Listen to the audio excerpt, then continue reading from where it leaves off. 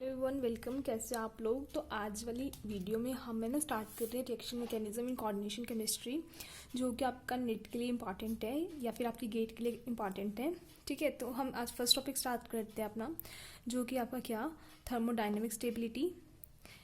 And कौन सी stability होती है आपको पता होगा, कौन सी होती है काइनेटिक स्टेबिलिटी। ठीक है, आपको पता है कि मैम ये दोनों टाइप की स्टेबिलिटीज़ होती है, लेकिन आज तक हमें इसमें डिफरेंस समझ नहीं आया कि क्या होती है क्या नहीं। तो बिल्कुल अच्छे से एक्सप्लेन करेंगे, लाइफ का एग्जांपल दूंगी जिससे कि आपको चीज़ें बिल्कुल क्लियर हो जाएंगी। ठीक है, तो देखो क्या होता है थर्मोडाइनमिक स्टेबिलिटी की। अगर हम बात करते हैं ना, तो इसको है ना, ये दोनों चीज़ें ना बहुत ज़्यादा अलग एक दूसरे से, लेकिन बच्चों को समझ नहीं आती है।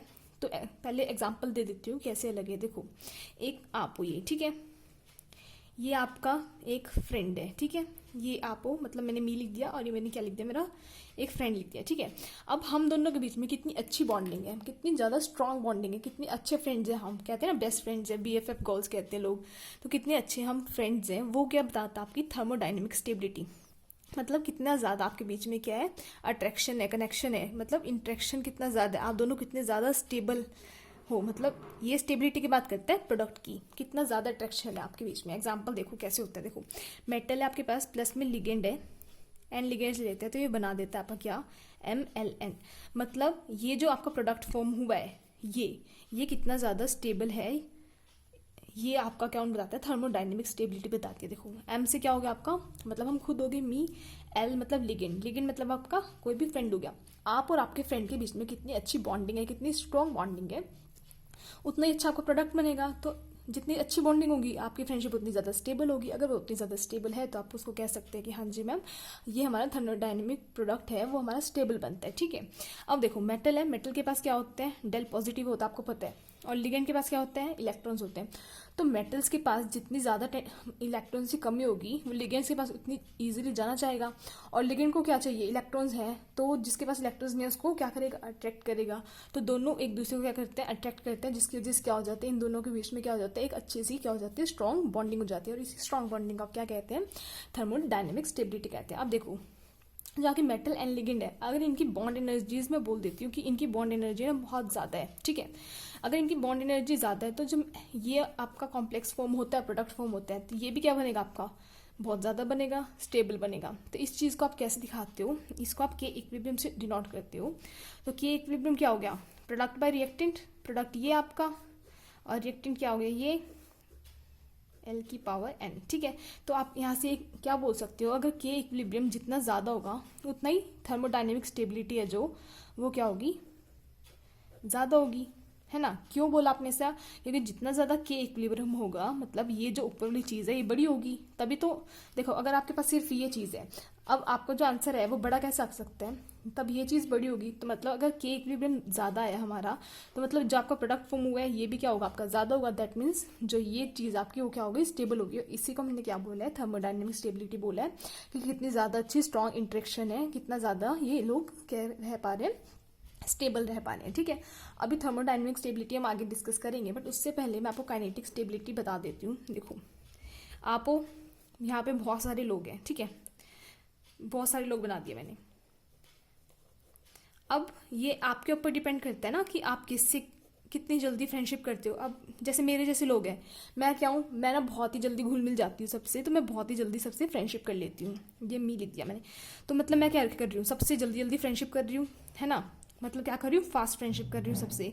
तो एक ये चीज़ होगी। और एक अगर मैं मतलब मेरा अपोजिट कोई ले लो कि उसको फ्रेंड्स बनाने पसंद नहीं है, तो क्या करेगा, या तो किसी से फ्रेंडशिप करेगा नहीं, और करेगा तो मतलब बहुत 4 सालों में एक फ्रेंड बनाएगा, मतलब ऐसे बहुत स्लो फ्रेंड बनाएगा। तो यहाँ से 2 टर्म्स आ गई, या तो किसी से बहुत ही ज़्यादा फास्ट फ्रेंडशिप कर लेते हो, बहुत ही जल्दी कर लेते हो, या किसी से बहुत ही स्लो फ्रेंडशिप करते हो, या फिर करते ही नहीं हो। तो ये जो फास्ट और स्लो जो चीज़ें होती हैं, वो कौन सी स्टेबिलिटी होती है आपकी, काइनेटिक स्टेबिलिटी होती है। आई होप आपको अब इन दोनों में जाके डिफरेंस समझ आया होगा कि ये दोनों बहुत ही अलग चीज़ है, इन दोनों का आपस में कोई भी संबंध नहीं है। क्योंकि थर्मोडाइनमिक स्टेबिलिटी तो है हमारी कितनी अच्छी फ्रेंडशिप है, लेकिन काइनेटिक स्टेबिलिटी क्या है कि मैं कितनी जल्दी फ्रेंड बना रही हूँ या कितनी धीरे फ्रेंड बना रही हूँ। ठीक है, सपोज एक एग्जांपल देती हूँ कि अभी भी अगर कुछ डाउट क्लियर रह गया होगा तो क्लियर हो जाएगा। देखो, मैं हूँ, ठीक है, मैंने क्या किया, मेरी फ्रेंड्स थे, ठीक है, कितने सालों की फ्रेंडशिप थी, मान लो मेरे 4 इयर्स की फ्रेंडशिप है, बहुत ही 4 सालों से मैंने बहुत फास्ट दोस्त बनाए और 4 साल तक बनाए रखे।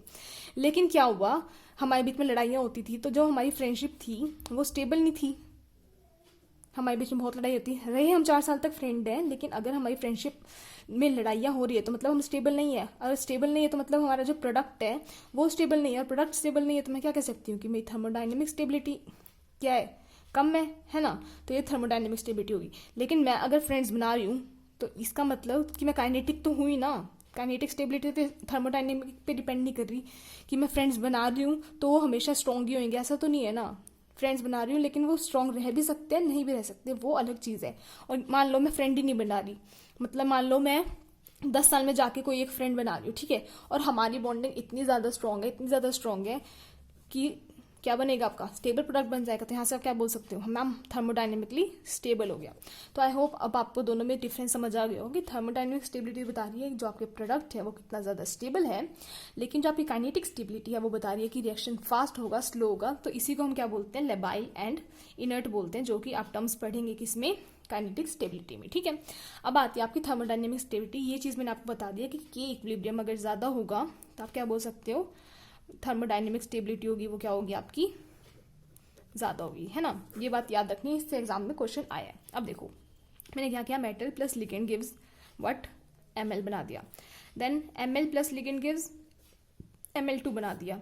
देन Ml2 प्लस लिगेंड, एक और लिगेंड डाल दिया तो क्या बन गया, Ml3 बन गया। ठीक है, सिमिलरली मैं करती गई तो मैंने क्या किया, Ml-1 plus L ligand gives what, Mln। ठीक है, तो हर एक जो स्टेप है उसमें कोई ना कोई क्या होगा, इक्विलिब्रियम कांस्टेंट होगा। तो इस इक्विलिब्रियम कांस्टेंट में K1 K2 K3 K4 and so on Kn नाम दे दिया। तो जो K1 K2 K3 and so on Kn है, ये क्या आपकी, ये आपके हैं स्टेप वाइज फॉर्मेशन कांस्टेंट बोल सकते हो आप इनको, कि आपकी स्टेप वाइज फॉर्मेशन कांस्टेंट, क्योंकि हर एक स्टेप के लिए हर एक अलग क्या है आपके पास, फॉर्मेशन कांस्टेंट अलग अलग है। तो ये आपके क्या हो गए, स्टेप वाइज फॉर्मेशन कांस्टेंट। लेकिन अगर मैं ये लिखती हूँ Mln-1 प्लस L, नहीं ऐसे लिखते चलो, M plus NL gives Mln, मतलब मैंने क्या कर दिया, एक मेटल के साथ फटाफट सारे लिगेंड्स डाल दिए और आखिरी में हमारा ये बन गया। तो यहाँ पे जो आपकी क्या कहते हैं इक्विलिब्रियम कांस्टेंट आएगा वो क्या आएगा, बीटा। और ये बीटा क्या होता है आपका, ये बीटा होता है आपका क्या, ओवरऑल फॉर्मेशन कांस्टेंट।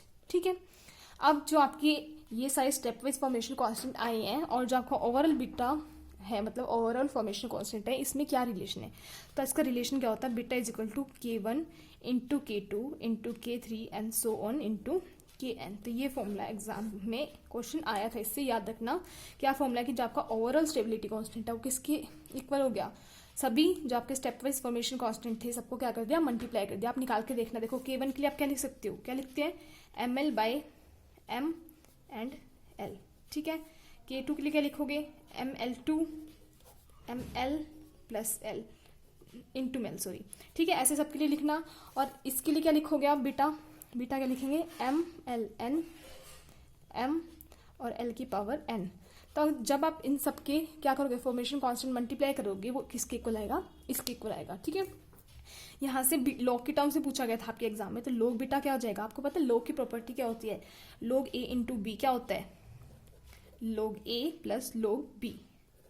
ठीक है, तो यही आपको प्रॉपर्टी लगानी है, log K1 plus log K2 plus log K3 plus log K4 up two plus का log Kn। ठीक है, तो ये आपके फॉर्मूलाज बने, इस फॉर्मूला को याद रखना। ठीक है, अब आगे हम जो पढ़ेंगे वो क्या आएगा, जो ये क्या आपके स्टेप वाइज फॉर्मेशन कांस्टेंट है, इसमें K1 बड़ा होता है K2 से, K3 से, या फिर K3 बड़ा होता है, मतलब Kn बड़ा होता है Kn+1 से, या फिर Kn+1 बड़ा होता है Kn से।